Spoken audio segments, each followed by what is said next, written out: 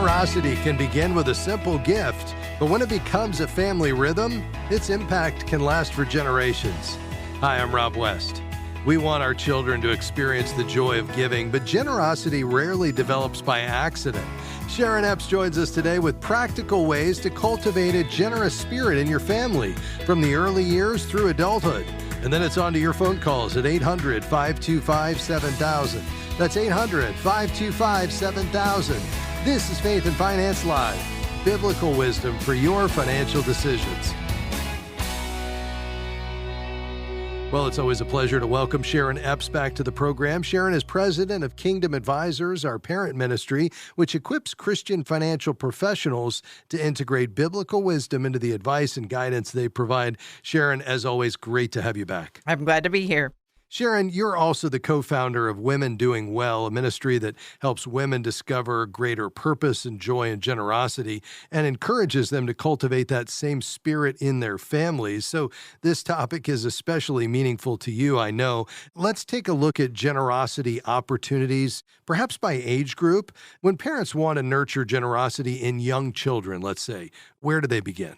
Oh, I love this because often we think, well, they need to be able to count money before they can be generous. Right. But no, we can model giving through just simple and short activities, and kids learn by watching us. Yes. So take them with you when you go to buy groceries and then drop them off at a food bank. Let them see. Groceries, not the kids, right? Right, Yeah. that's right. Okay, yes, good. Yeah. I love for them to be able to see you in action. Yes. Another idea would be to host a reverse birthday party, and that's where the guests actually bring gifts for a charity that your child helps to choose. Wow. Age appropriate, of course. They may still expect a little something, but it's great to have something to give away as well. And then finally, for this age group, keep some blank cards handy and let them draw or even write some little letters, an encouragement note that you can just send to somebody in need. Oh, I love those ideas. They are so practical. What are some other practical hands-on ways families can help perhaps elementary children experience the joy of giving? Well, as they get older, you can volunteer side by side at a local ministry, and especially one that might be serving other children. And then you can also begin sponsoring a child on maybe your child's 5th birthday and let them sponsor a child a similar age. That's always a great journey for them to grow together. Man, those are great. As children enter their teenage years, Sharon, how can parents connect generosity to the causes and interests they already care about? Well, this is where we really want to connect with their passions. So if they're interested in hiking, for instance, perhaps they could help invest in a Christian family camp.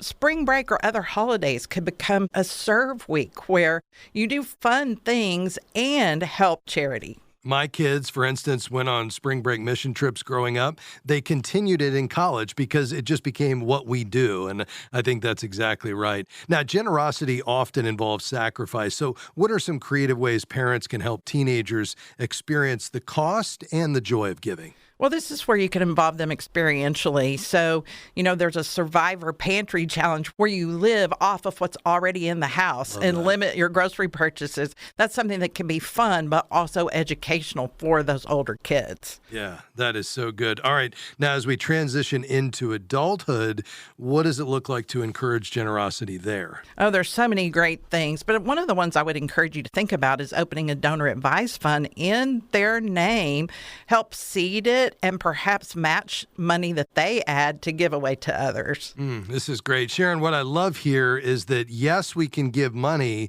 but we can give so much more than that. We can give through our service. We can give through our time.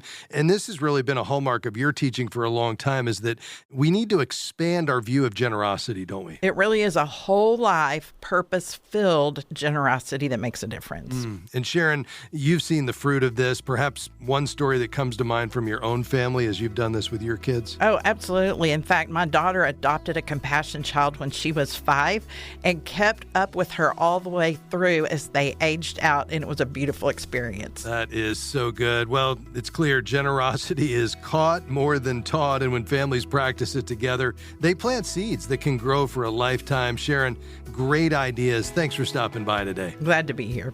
That's Sharon Epps, president of Kingdom Advisors. By the way, if you want to learn more about Kingdom Advisors, perhaps share Kingdom Advisors with your advisor, just head to kingdomadvisors.com or direct your advisor to do the same. That's kingdomadvisors.com. All right, a quick break and then back with your questions after this. The number 800-525-7000. That's 800-525-7000. We'll be right back.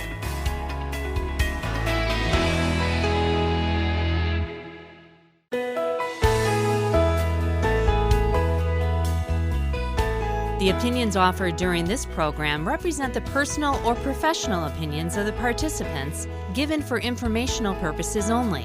Any information provided is not intended to replace advice from a financial, medical, legal, or other professional who understands your specific situation.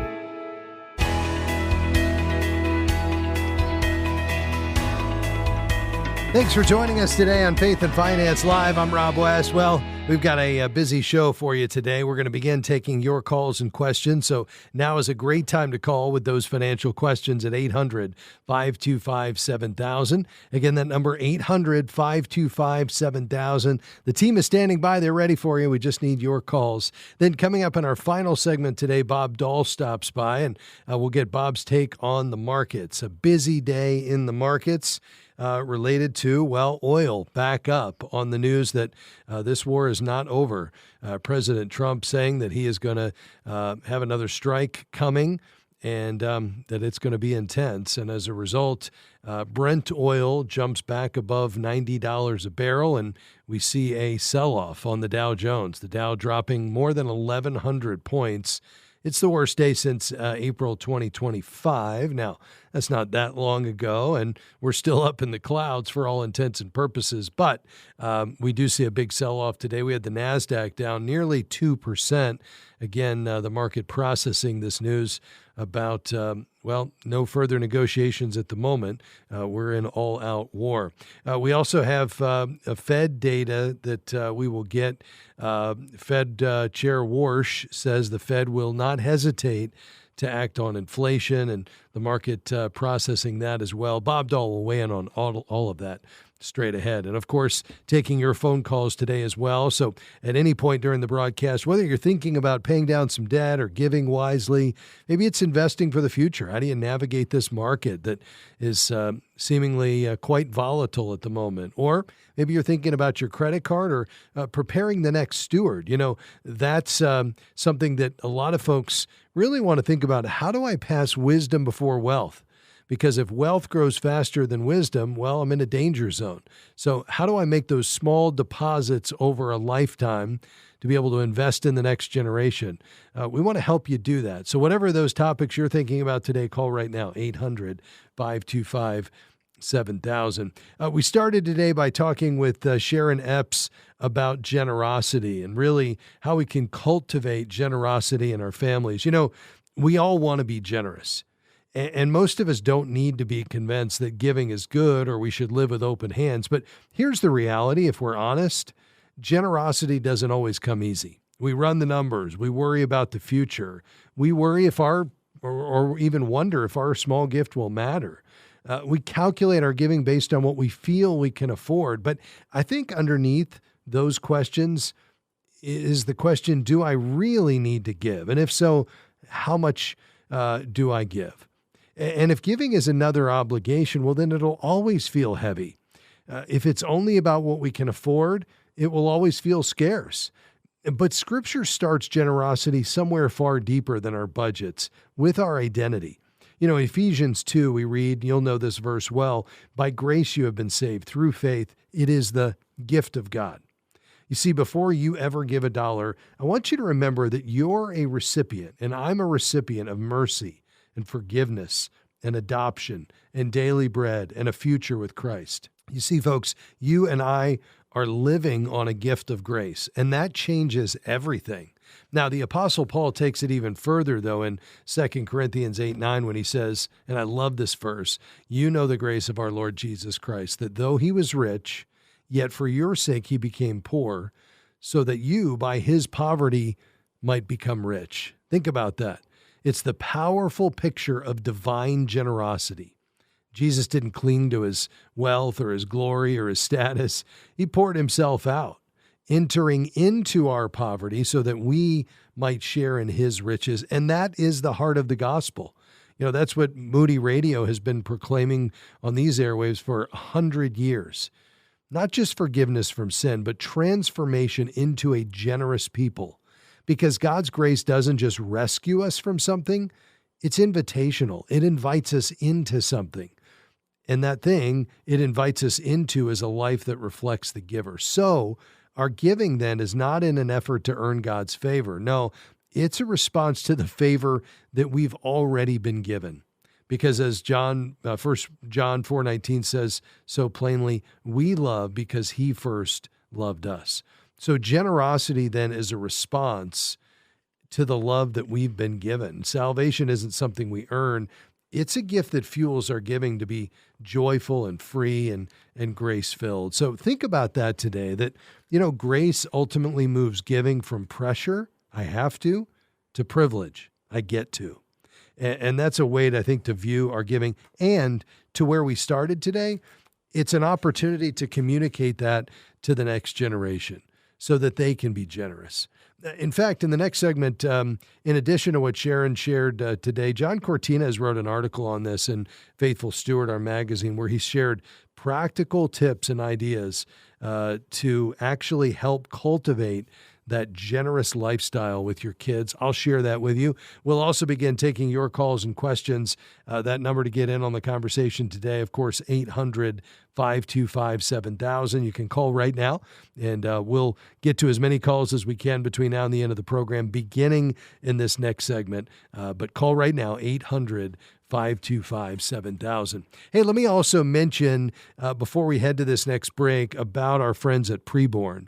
We have a partnership going on between now and August the 31st as we partner with Preborn to bring free ultrasounds to moms in a crisis pregnancy. Moms considering abortion, they'll have the opportunity to see their baby through a free ultrasound. We're trying to fund 1,500 of these free ultrasounds between now and August the 31st in our partnership between Preborn and FaithFi. And we'd love to have you partner with us. You see, we understand that, as we live as faithful stewards, one of the byproducts of that is we become more generous. We order our finances in such a way that it allows us to live that generous life.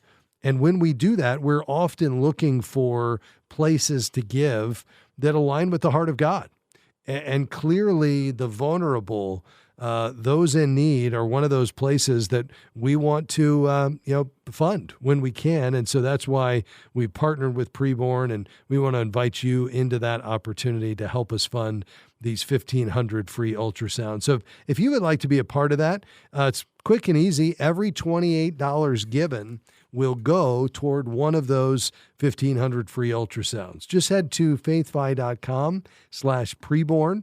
Again, that's faithfi.com/preborn, or this is quick and easy. You can dial pound 250 on your phone and then just say the word baby. That's pound 250 and say the word baby, and you'll get a link back, and it'll quickly allow you to jump right in to our Preborn campaign between now and August 31st, looking to fund 1,500 of these free ultrasounds. All right, in just a moment, we're going to take a break. Then when we come back, we're going to dive into your questions today. So now is the time to call if you're wanting to balance that budget. Maybe you're wondering the best way to get out of debt. I know many of you wondering, when is the opportune time to take Social Security? Any of those questions and more, just head to or pick up the phone and call 800-525-7000. We've got a lot more to come here on Faith and Finance Live, so don't go anywhere. We'll be right back.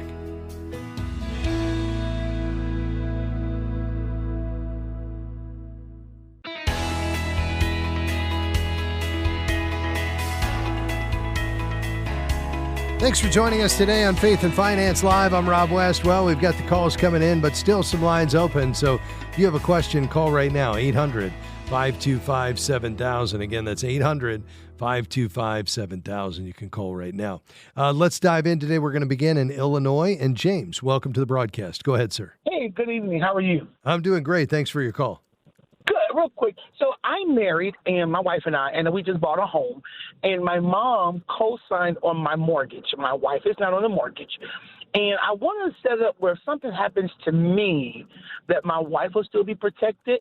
My mom didn't want to have to do anything to do with it. She just co-signed for me.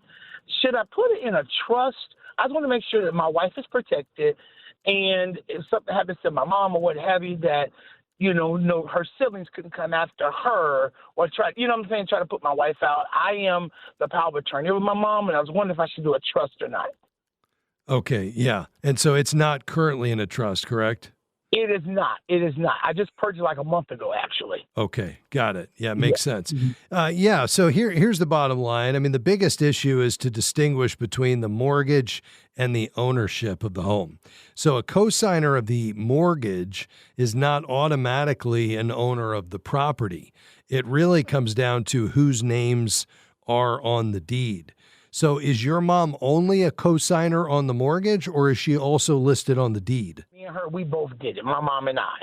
Okay, you both did the mortgage, but is she also on the deed? Yes, she is, yes. Okay, and that's with the county records office? Yes, in Indiana, yes. We just closed like about a month ago. Yes, sir. Okay, great. But your wife is not on the deed, is that right? That is correct. Okay, so if your mom is on the deed, and I would double check that because, again, let me just for the sake of emphasis, let me draw the distinction. It's possible for your mom to be a cosigner on the mortgage, which has to do with the lien on the property, where the mortgagee, the lender is using your mom's credit and her guarantee to extend the loan, which is completely separate from who has legal title to the property in terms of the deed that's recorded with the county. But if your mom is on the deed, in addition to being on the mortgage, then she has an ownership interest in the home, not just responsibility for the mortgage.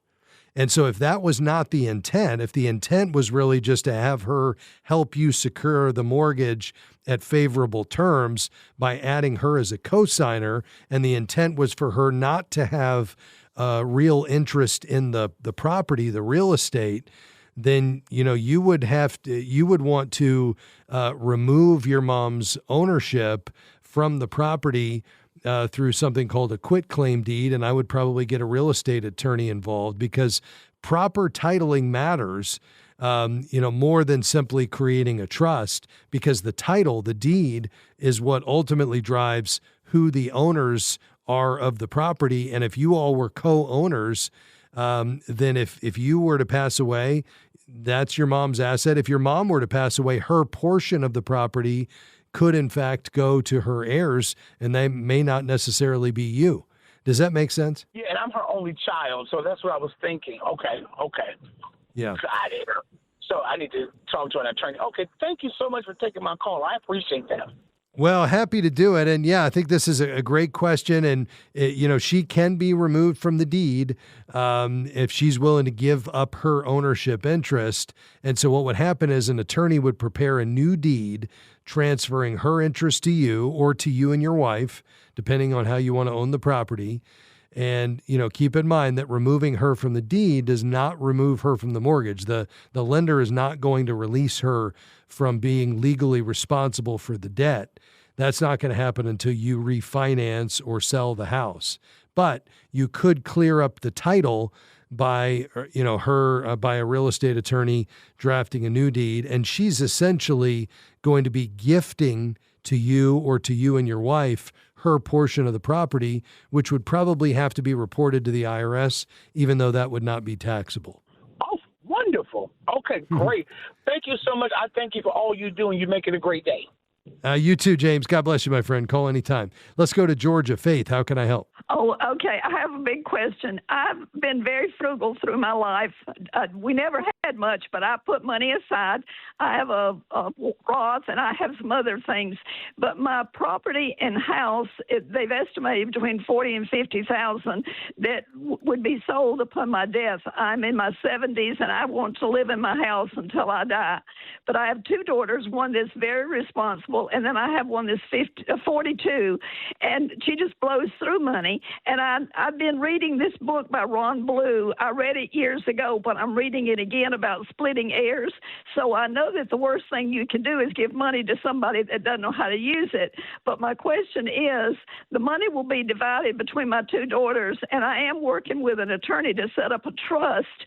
But how do I decide what and when she gets it? Let's just say that it sells for $40,000, or that's what's left, and each girl would get $20,000. Then how do I decide when she gets this money, and how would she get it? Because if she got a lump sum, she would take her three children and go to Disney World, the first thing. And I'm just worried about her being out, not having a job. She has a high IQ. She's been working, but she never can keep a job. Part of it, I think she gets bored, and then the rest of it, I don't know what happens to her jobs. But I just would like some direction, books to read, or what I need to do to set this up. Like I said, I have met with an attorney and to set up a trust. And so I'm kind of on line, but I still need some direction here. Yeah, very good. Well, I'm glad you read Splitting Heirs, because that really would be the go-to resource there. And I'm glad you're thinking through this, because one of the things you saw in that book is that Ron says consistently that equal and fair are not always the same thing, and that our decisions need to be guided by love and wisdom and stewardship, because you're the steward of these resources, and we factor into that readiness for receiving these resources. So let's do this. I've got to take a break. When we come back, I'll talk you through some options on how you might think about setting up that trust. This is Faith and Finance Live. We'll be right back.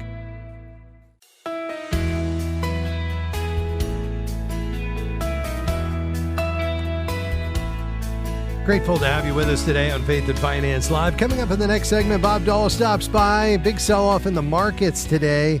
Bob will weigh in on all of that. The Dow Jones down more than 1,100 points. This is the worst day since April 2025. The NASDAQ off nearly 500 points. The S&P 500 off a little more than 100 points. That's about 1.5% lower. This is on the news that oil's up in light of the fact that the president committing to strike hard against Iran, perhaps even in these hours right now.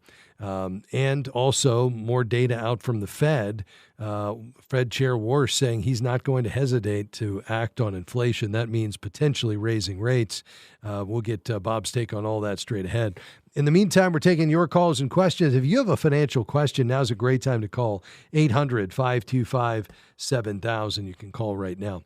Let's head back to Georgia. Faith called before the break, and she's retired. She has two adult children, two girls. She's trying to do her estate planning, and one of her daughters has been irresponsible in the past with financial resources. Things pass through her hands quite quickly. Her other daughter, very responsible, just wondering, as she sets up a trust, what could she do to ensure that she's thoughtful?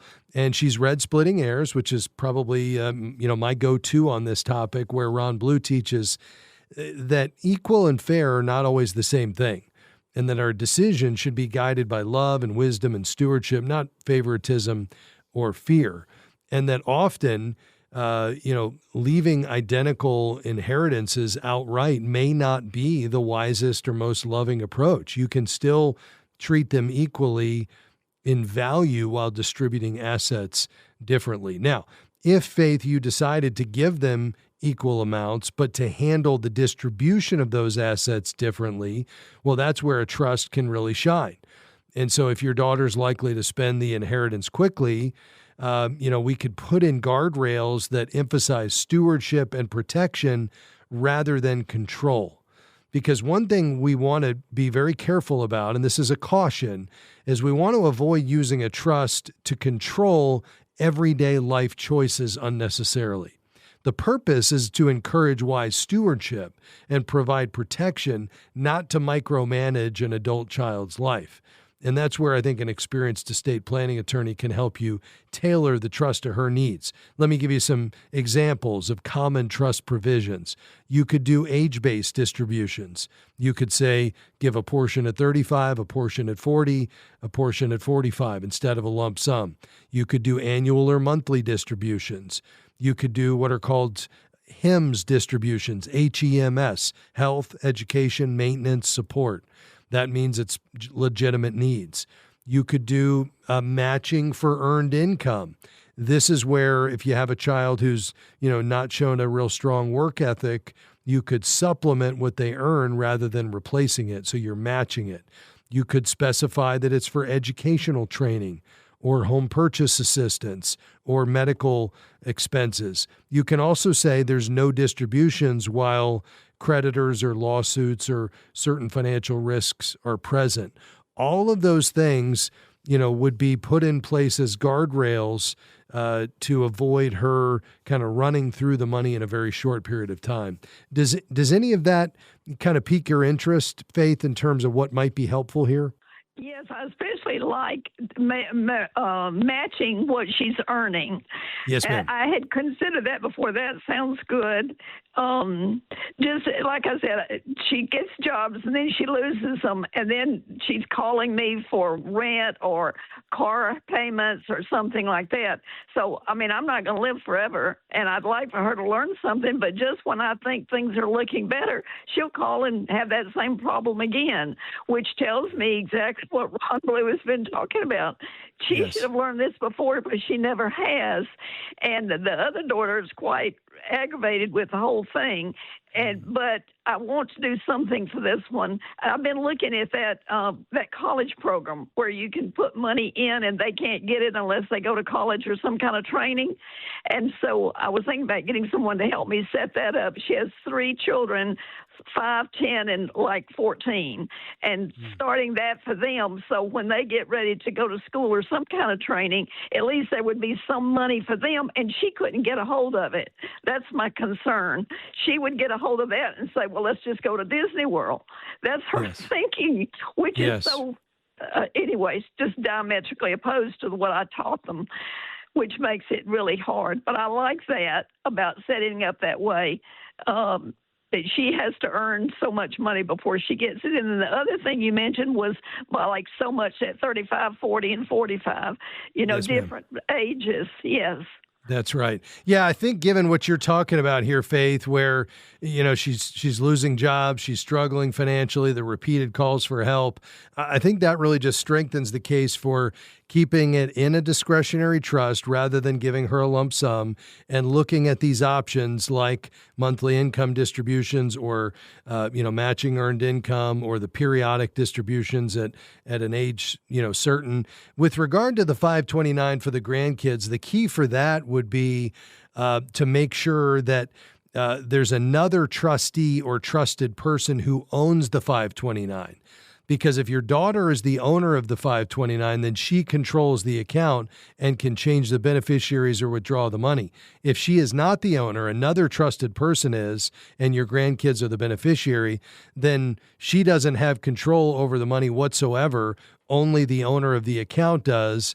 And if somebody, you trust is in that position, then they're going to ensure that it ultimately gets to the kids for the purpose of college. So that would be a 529 plan. But the key is, you and then following you, another trusted person being the owner is really essential. Yes, I'm glad you told me that. I didn't realize that. I thought once you set it up in their name, no one could get it. But yes, I can do that. Yeah, I think very that good. would be good. Excellent. Well, Faith, hopefully this helps you. I think having a godly estate planning attorney to take some of these ideas and help you put them into action is going to be really essential. But you're on the right track. We'll be praying for you. I know these aren't easy decisions, but they're important ones, and I think you're thinking through it well. And if I can help further along the way, don't hesitate to reach out. God bless you. Thanks for calling. Let's go to Alabama. Michael, how can I help? Hey, Rob, I can't believe I'm on the radio. I'm delighted you made it through. Yeah, I am too. I had a heat stroke 6 weeks ago. I'm just hanging on. Oh, boy. My question is, Rob, July the 5th, I just turned 65. I draw disability like $974 a month. Can I call and get my Social Security started now with my disability? Yeah. So essentially, it sounds like, with that SSDI, you're already receiving a Social Security benefit. So you don't need to apply for Social Security retirement benefits at 65. Your SSDI will automatically convert to Social Security retirement benefits when you reach full retirement age. So that's going to be 67. So in most cases, that monthly benefit stays the same. The name of the benefit changes at that point from disability to retirement. So at that point, there's really nothing else to do right now. If that's coming from SSDI, then, that is the amount you're entitled to, and it will convert automatically to a retirement benefit, but not until you reach full retirement age, which is 67. Hey, thanks for calling today, Michael. Lord bless you, my friend. We'll be right back.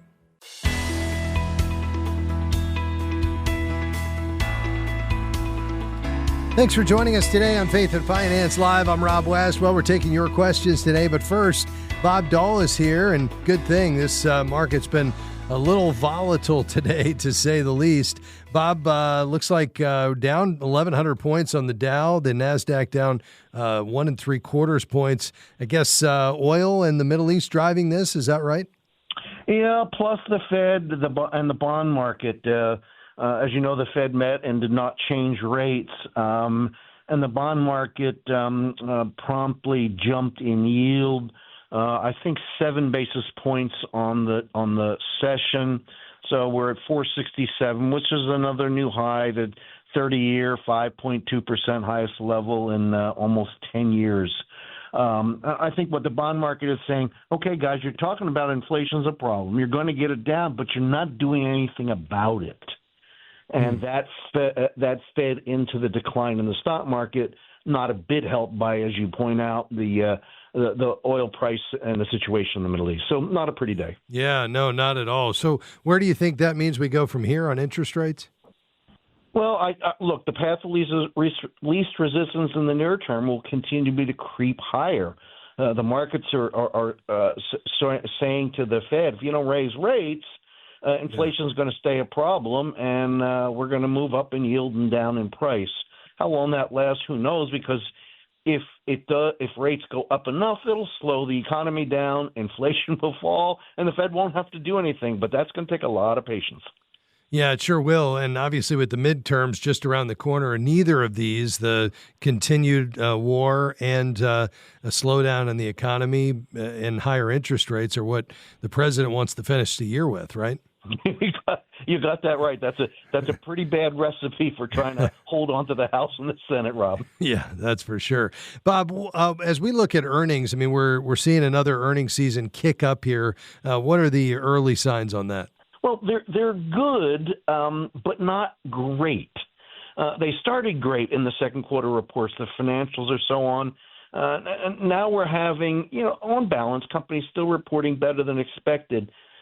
But if I can complain, the margin of excess earnings is shrinking. That wouldn't matter a whole lot normally, but when you're selling at 23 times earnings as the stock market is, doesn't leave a lot of room for mistakes, and I think the market is starting to pick on that a little bit. Yeah, no doubt. Bob, you mentioned those bond yields. What are the implications of that just for bond investors right now?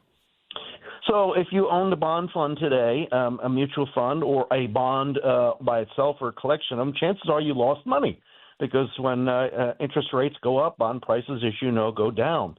I wouldn't panic and sell out, but I wouldn't expect that I'm going to have a whole lot of big gains until we sort through this inflation /Fed/oil price problem. Yeah, very good. All right, Bob. Well, hang in there, and we appreciate your time as always. Seatbelt and shoulder harness. Both are required at this moment. God bless you, my friend. That's Bob Dahl. He's CEO and CIO at Crossmark Global Investments. He added the shoulder harness. That's always a good thing. All right, back to the phones. Let's try to round out the broadcast here and getting to at least one more question, hopefully two. Let's go to Noblesville, Indiana. Jennifer, go ahead. Jennifer, are you with us? All right, looks like we're having trouble there, so we'll go to Andrea in Georgia. Go ahead. Hi, thank you for taking my call. Sure. I'm 66 and retired at 65 and started taking Social Security. My husband is 70. He also got early Social Security at 65. We had a 401, each of us did through our work, but my husband liquidated both of those to pay off all of our debt, which I didn't agree with, but I am trying to learn to yield to his decisions. I did go back to work about 6 months ago to try to put some more money away so that we would have something in retirement. We only have about $30,000 now left in savings. So my question is, with my income, with my job, which is only part-time, but I do make pretty good money at it, I'm wondering if I should just stock that whole amount away in my 401k through my employer, or is there a better way to invest that money? Yeah. Well, I realize the challenge there, because that is good news that you're debt-free. The downside is giving up that nest egg to get there is challenging. And your husband is fully retired at this point, is that right? Yes, correct. Okay, yeah. And then you both locked in the Social Security at a lower rate. So you have some good income coming in now, at least as a base, but obviously you took a little bit of a haircut on that.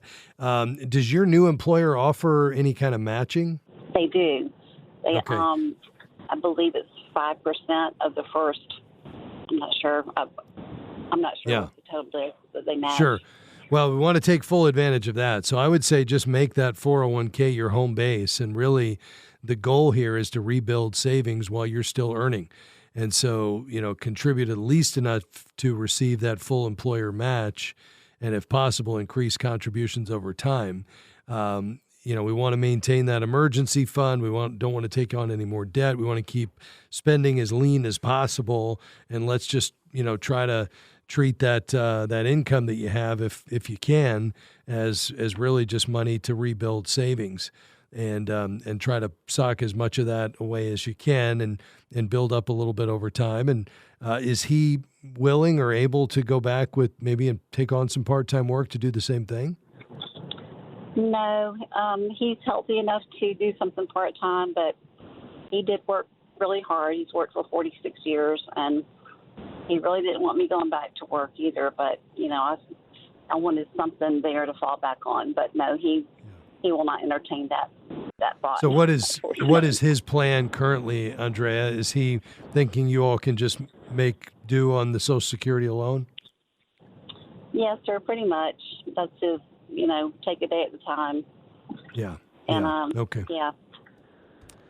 Yeah, I think let the numbers speak for themselves, because, obviously, you're going to have expenses that come up, even if you own your home free and clear. Homes age, and, you could have some major projects along the way.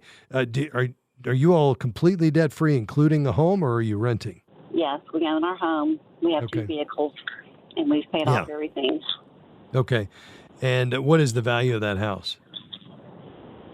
I believe it's right at $300,000. Yeah. So it is on the lower end of the market. Sure. So the other option that you could look at would be, to take a reverse mortgage, what's called a home equity conversion mortgage, because your really major and only significant asset is your home equity, and it's very illiquid. And so, you have the ability to tap into that either as a monthly check or a line of credit. Most people take it as a line of credit. You never have to make a payment, although you can. And you might say, well, what happens? Well, the balance will grow over time, but the home will continue to appreciate. And even if you slowly tapped into that home equity, and you used it all up, you wouldn't have anything to pass on to heirs, but you would never owe more than the home is worth. The FHA insures that. But it would give you the ability to at least have some cushion to be able to enjoy, this season of life and take a trip or something every now and then, or do a major home repair, or even to take a reverse mortgage to buy a property that was, a little newer if you all needed something that, was more accommodating as you age. But even if you just wanted to stay right there, you could convert it to a monthly income stream just to give you a little more cushion. So that would be probably one lever you could pull in addition to the one you're already pulling, which is to work as long as you can, find something that's enjoyable for you and, maybe that leverages your God-given skills and abilities, doesn't work you too hard in this season, but allows you to, sock some good money away over time. But what are your thoughts on the reverse mortgage? Yeah, we've considered that, but, you hear some negative and some positive things about that. Yeah. So we haven't made a decision to do that, just not knowing if that was a good thing to do or not, but it would offer us. It would, and it really, it shines in situations just like this. This is really the sweet spot for a reverse mortgage because you can't ever owe more than the home is worth. No matter who passes away first, the other spouse can live there throughout the rest of your life. When both of you pass away or move out, if you needed to move to another place or move into assisted living, then the home is sold. The mortgage is paid just like a conventional mortgage. But the key is it's, non-taxable income that you could have access to because you're sitting on a major asset. You just can't touch it. And this would allow you to get access to it. So I think it's something worth looking at. Let me do this. I'm going to send you a copy of Harlan Akela's book. In fact, Harlan will be on the broadcast tomorrow. And if you want to tune back in tomorrow, he's literally here the entire show just taking questions on reverse mortgages. So if you or your husband have any questions, tomorrow would be the day to call, and he'll be here throughout the entire broadcast. But I'm going to go ahead and send you a copy of his book, Home Equity and Reverse Mortgages, for you and your husband to read. It's very educational. It'll make sure you fully understand what these products are, and then you can decide. It's not for everyone, but I think in the situation I'm hearing, it might make some sense. Yeah, great suggestion. Thank you so much. All right, happy to do it. Thank you for your wise and biblical counsel. That's priceless. So I appreciate you doing that. Well, thank you for saying that, Andrea. And it's my privilege and honor to serve you and all the listeners to this radio ministry each day. And I do it with an amazing team. Today, Tahira, Taylor, Josh, Omar, and the entire cast and team here at Faith Fi. There's a lot of folks that make all this possible. I just show up and talk each day, and they make me sound good. But I appreciate it, and thanks for that kind remarks. By the way, folks, especially as we head toward the end of the month of July as a listener-supported ministry, we're slightly behind where we need to be to finish out the month. So if you love the broadcast, you found something helpful, consider making a gift today when you head to faithfi.com/give. That's faithfi.com/give. Faith and Finance Live is a partnership between Moody Radio and Faith Fi. We will see you tomorrow. Bye-bye.